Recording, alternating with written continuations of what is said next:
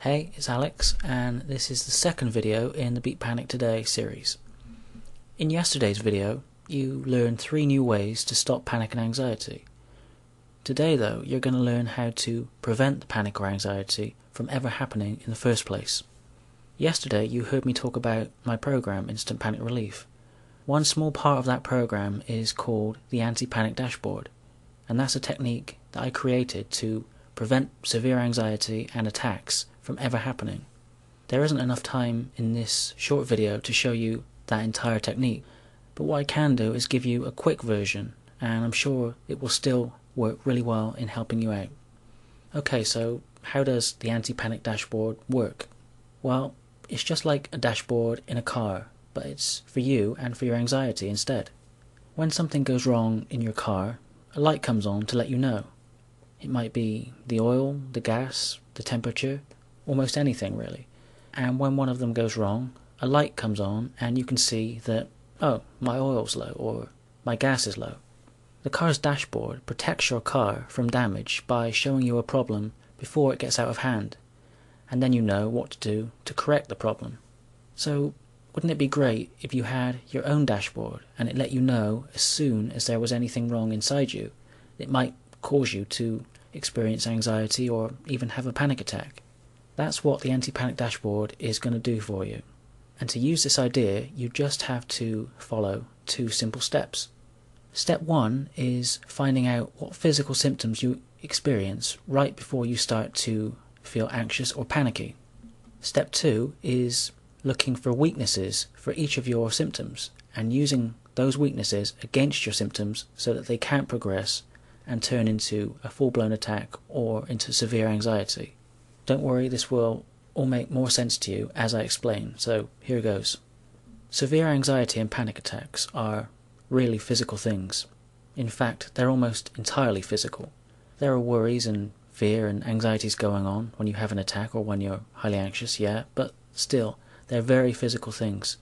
Actually, a panic attack or really bad anxiety can't happen unless really big physical changes happen to you. These physical changes usually start off small and then gradually grow until they get out of hand, and that's when the real panic begins.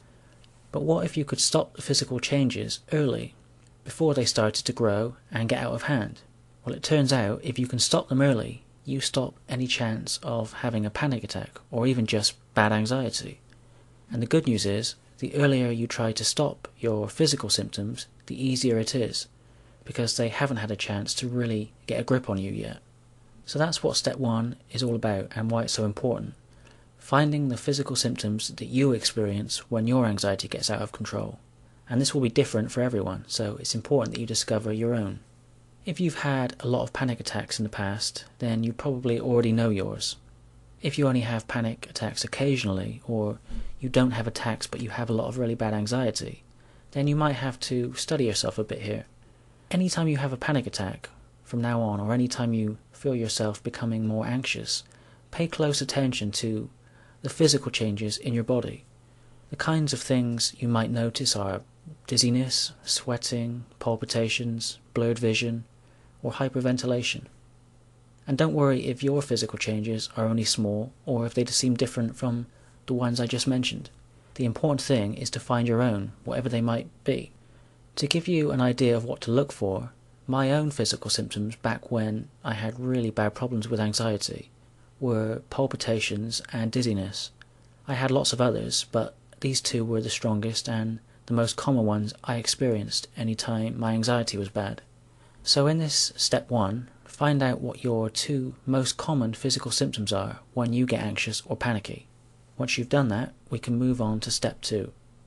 So finding out the 2 main physical symptoms that you experience right before you have increased anxiety or panic attacks is only half of the process. Once you know that a physical symptom has started, you need to stop it as soon as you can. The sooner a symptom is brought under control, the less likely you'll be to have a panic attack, or the less likely it will be that your anxiety will get out of hand. To find the main weakness on each of your physical symptoms, simply take logical action against each of them any time they happen. In no time at all, you'll know what stops them dead in their tracks. So let me give you 2 quick examples so that you know what I'm talking about. Maybe one of your main physical symptoms is dizziness, just like it was for me. In that case, you would try things that you know would overcome or ease dizziness. Things like closing your eyes, lying down, focusing your eyes on something fixed and still, like the horizon, or maybe some deep breathing. Maybe one of your physical symptoms is sweating.